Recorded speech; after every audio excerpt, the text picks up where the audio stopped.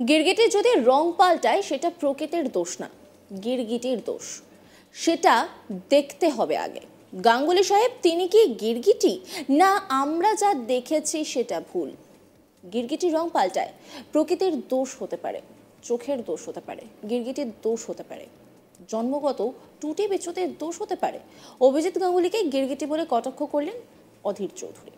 অভিজিৎ গঙ্গোপাধ্যায়কে কাগজে ফেলে দেওয়া ঠোঙা বলে কটাক্ষ করলেন প্রদেশ কংগ্রেস সভাপতি অধীর রঞ্জন চৌধুরী। তাকে বিশেষ পাত্তা দেওয়া উচিত নয় বলেও দাবি করেন। শুধু তাই নয়, তাকে গিরগিটি বলেও আক্রমণ করলেন তিনি। বিজেপিতে যোগ দিতেই বারবার আক্রমণের মুখে পড়ছেন অভিজিৎ গঙ্গোপাধ্যায়। শনিবার অধীর কটাক্ষ করে বলেন, অভিজিৎ গঙ্গোপাধ্যায় বাজারে ফেলে দেওয়া কাগজের ঠোঙা হয়ে গেছেন। এখন তাঁর বীরত্ব নিয়ে বেড়গাথা দেওয়ার প্রয়োজন নেই। যখন তাঁর চরিত্রে কিছু রসদ খুঁজে পেয়েছি তখন বলেছিলাম। এও বলেন, গিরগিটি তার রং পাল্টেছে। এটা গিরগিটির দোষ নাকি প্রকৃতির, নাকি আমাদের চোখের? গাঙ্গুলি সাহেব কি গিরগিটি, নাকি আমরা যা দেখি তা ভুল? কোনটা? অধীর চৌধুরী তিনি কি বলছেন শোনাবো আপনাদের। যাই না,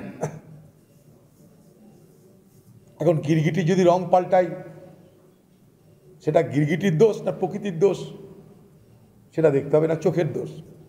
এবার কোনটা? গাঙ্গুলি সাহেব তিনি কি গিরগিটি, না আমরা যা দেখি তা ভুল? গিরগিটি রং পাল্টায়, চোখের দোষ হতে পারে, গিরগিটির দোষ হতে পারে, প্রকৃতির দোষ হতে পারে, জন্মগত ত্রুটি বিচ্যুতির দোষ হতে পারে। কোনটা? মাত্র দুদিন হয়েছে বিজেপিতে যোগ দিয়েছেন অবসরপ্রাপ্ত বিচারপতি অভিজিৎ গঙ্গোপাধ্যায়। এরই মধ্যে সমস্ত বিরোধী দলের নিশানায় তিনি। এদিকে শিলিগুড়িতে প্রধানমন্ত্রী নরেন্দ্র মোদীর সভা, সেই মঞ্চে দেখা যায় তাঁকে। শিলিগুড়ির মঞ্চ থেকে অভিজিৎ দাবি করেন নো ভোট টু তৃণমূলের। গত প্রায় 2 বছর ধরে বিভিন্ন দুর্নীতির মামলায় উল্লেখযোগ্য রায় দিয়েছেন অভিজিৎ গঙ্গোপাধ্যায়। তার রায় এবং নির্দেশ বরাবরই খবরের শিরোনামে উঠে এসেছে। এর জেরেই বাংলার শাসক দলের নিশানায় মুখেও পড়তে হয়েছে তাঁকে। তাঁর বিজেপিতে যোগদানের পর বদলে যাবে রাজ্য রাজনীতি, তার সময়ের অপেক্ষা। বৃহস্পতিবার দুপুরে শুভেন্দু অধিকারী এবং সুকান্ত মজুমদারের উপস্থিতিতে বিজেপিতে যোগ দেন অভিজিৎ গঙ্গোপাধ্যায়। পদ্ম শিবিরে যোগদানের পরই অভিজিৎ বাবু বলেন, নতুন জগতে পা রাখলাম, দুর্নীতিগ্রস্ত সরকারকে বিদায় করাই উদ্দেশ্য। অভিজিৎকে নিশানা করেছেন তৃণমূল নেত্রী মমতা বন্দ্যোপাধ্যায়ও। বৃহস্পতিবার ধর্মতলায় মমতা বলেন, বিচারের চেয়ারে বসে বিজেপি বাবু বিজেপিতে যোগ দেওয়ার ঘোষণা করেছেন। এদের হাতে মানুষ বিচার পাবেন। তবে আমি খুশি, এদের মুখোশটা খুলে পড়ে গেছে। এবার জনগণ ওর রায় দেবে। লোকসভা ভোট যতই এগিয়ে আসছে, সরগরম হচ্ছে বাঁকুড়া জেলার রাজনীতি।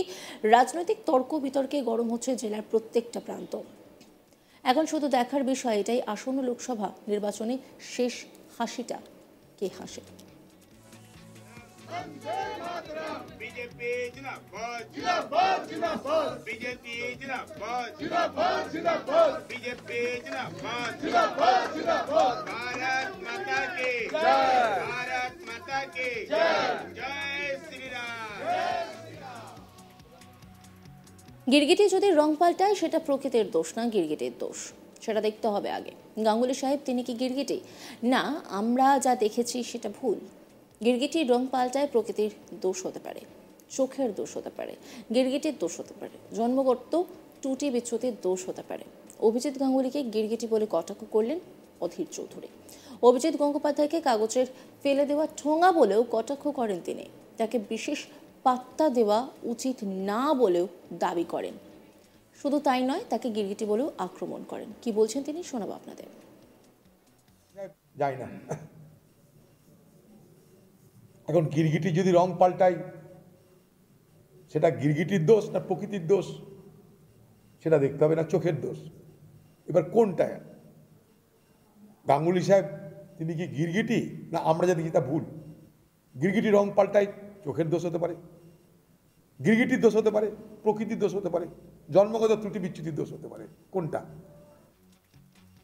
মাত্র দুদিন হয়েছে বিজেপিতে যোগ দিয়েছেন অবসরপ্রাপ্ত বিচারপতি অভিজিৎ গঙ্গোপাধ্যায়। এরই মধ্যে সমস্ত বিরোধী দলের নিশানায় তিনি। এদিকে আজ শিলিগুড়িতে প্রধানমন্ত্রী নরেন্দ্র মোদীর সভা, আর সেই মঞ্চে দেখা যায় তাকে। बीजेपी जिंदाबाद जिंदाबाद जिंदाबाद भारत माता की जय भारत माता की जय जय श्री राम। অন্যান্য খবরের আপডেটের জন্য অবশ্যই নজর রাখুন আজ তাক বাংলার ইউটিউব স্ট্রিমিংয়ে।